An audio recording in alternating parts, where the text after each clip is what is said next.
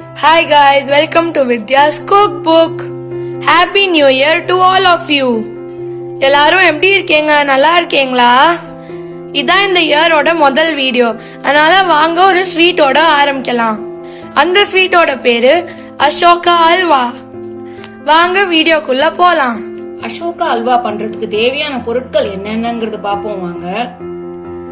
பாசி பருப்பு 1 cup, 1.5 cup சர்க்கரை, நெய் 1/4 கப்பு, கோதுமை மாவு அப்படி இல்லாட்டி மைதா மாவு 2 டேபிள் ஸ்பூன். நான் கோதுமை மாவு எடுத்திருக்கேன்.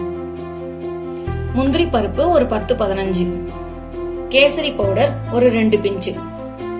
நம்ம முதல்ல என்ன பண்ண போறோம்னா இந்த பாசி பருப்பை வேக வைக்க போறோம். வாங்க எப்படி வேக வைக்கிறதுன்னு பாக்கலாம். முதல்ல ஒரு குக்கர்ல நம்ம பாசி பருப்பு போடுவோம். அத லேசா வாசம் வரும் வரைக்கும் நம்ம வறுத்துக்கலாம். பாருங்க இப்படி நம்ம வறுத்துக்கணும்.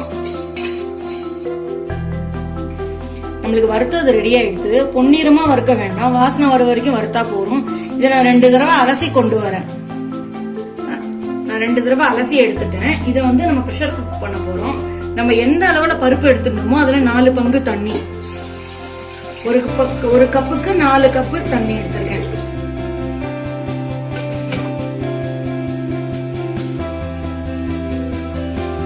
மீடியம் ஃப்ளேம்ல ஒரு 3 விசில் விட்டுக்கலாம். நம்மளுக்கு குக் பண்ணது ரெடி ஆயிடுது. நல்லா குக் ஆயிருக்கான்னு பாப்போம் வாங்க.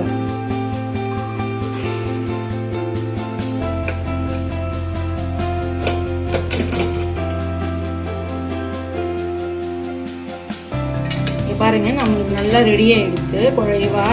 இது ஒரு 10 நிமிஷம் நம்மளுக்கு சில்ல ஆறட்டும். இது நல்லா ஆறிடுது. நம்ம இதை கிரைண்ட் பண்ணி எடுத்துட்டு வரலாம். இது நல்லா ஒரு ஸ்மூத் பேஸ்டா ஆக்கி நம்ம எடுத்துட்டு வர போறோம். இது போய் நான் ஸ்மூத் பேஸ்டா ஆக்கி கொண்டு வரேன். நம்ம அரைச்சது ரெடி ஆயிடுச்சு. பார்க்கலாமா? பாருங்க நல்ல ஸ்மூத் பேஸ்டா ரெடி ஆயிடுச்சு. இதை நம்ம ஒரு பாத்திரத்துல டிரான்ஸ்ஃபர் பண்ணிக்கலாம். அல்வா பேட்டர் நம்மளுக்கு ரெடி ஆயிடுது.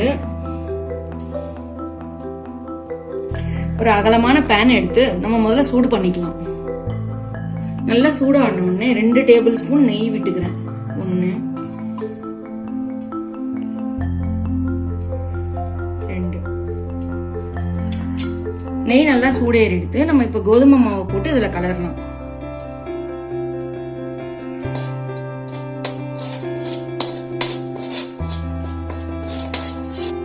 இங்க பாருங்க நம்மளுக்கு கோதுமை மாவு நல்லா பொரிஞ்சிருக்கு பாத்தீங்களா?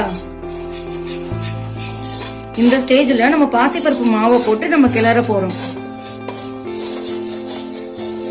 கொஞ்சம் கொஞ்சமா விட்டுக்கோங்க.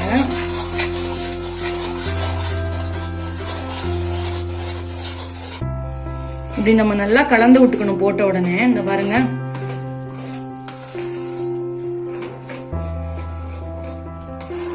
இது நம்மளுக்கு பாசி பருப்பு நல்லா குக் ஆகட்டும்.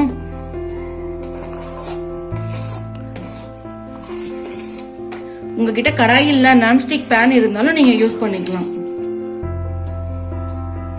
இப்பதான் நம்மளுக்கு கொஞ்சம் கொஞ்சமா குக் ஆயிட்டு இருக்கு. இங்க பாருங்க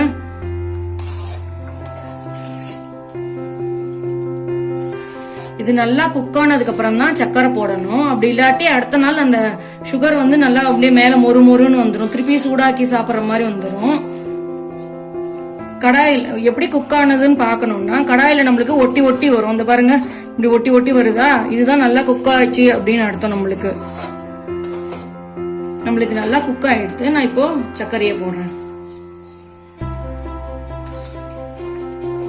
நல்லா கலந்து விட்டுக்கணும். சர்க்கரையை போட்ட உடனே அது சர்க்கரையை போட்ட உடனே கொஞ்சம் நீர்க்கும். நம்மளுக்கு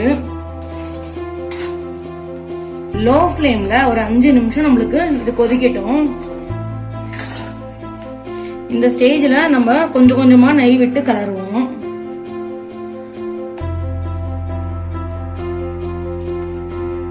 நல்லா கலந்து விடுவோம்.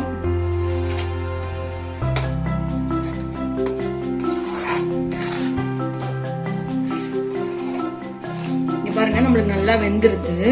இல்ல உள்ள இருக்கிற நெய்யெல்லாம் நல்லா மேல வர ஆரம்பிக்குது பாருங்க.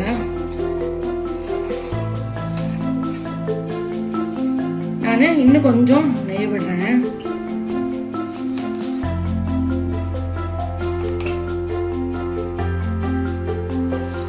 நம்ம நல்லா கலந்து விடுவோம். இங்க பாருங்க, நம்மளுக்கு பதம் ரெடி ஆயிடுது. இங்க பாருங்க,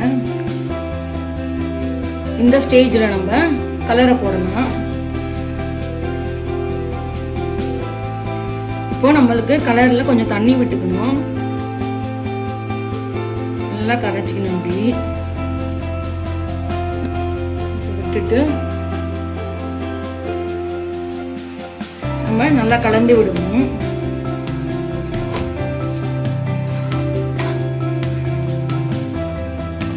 நல்லா கலந்து விட்ட உடனே நம்ம வறுத்த முந்திரியை போட்டுக்கணும். பாருங்க, வறுத்த முந்திரியை போட்டுக்கலாம்.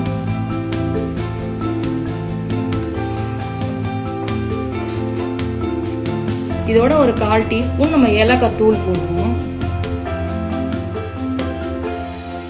நல்லா கலந்து விட்டுருவோம். அருமையான சுவையான நம்மளுக்கு அசோகா அல்வா ரெடி ஆயிடுது. இந்த ஸ்டேஜ்ல ஆஃப் பண்ணிடுங்க. ஏன்னா கெட்டியாயிடுதுன்னா அதுக்கு நேரம் ஆக ஆக ரொம்ப இறுகிரும். ஸோ இந்த ஸ்டேஜ் நம்ம ஆஃப் பண்ணிடணும். அருமையான ருசியான அசோகா அல்வா ரெடி ஆயிடுது. இது சூடு ஆறினோடனே சாப்பிட்டா சூப்பரா இருக்கும். இத நீங்களும் வீட்ல ட்ரை பண்ணி பார்த்து எப்படி இருக்குன்னு கண்டிப்பா சொல்லுங்க. தேங்க்யூ ஃப்ரெண்ட்ஸ், இந்த வீடியோ பார்த்ததுக்கு. லைக், ஷேர் அப்புறம் சப்ஸ்கிரைப் பண்ண மறந்துடாதீங்க. தேங்க்யூ, பாய் பாய்.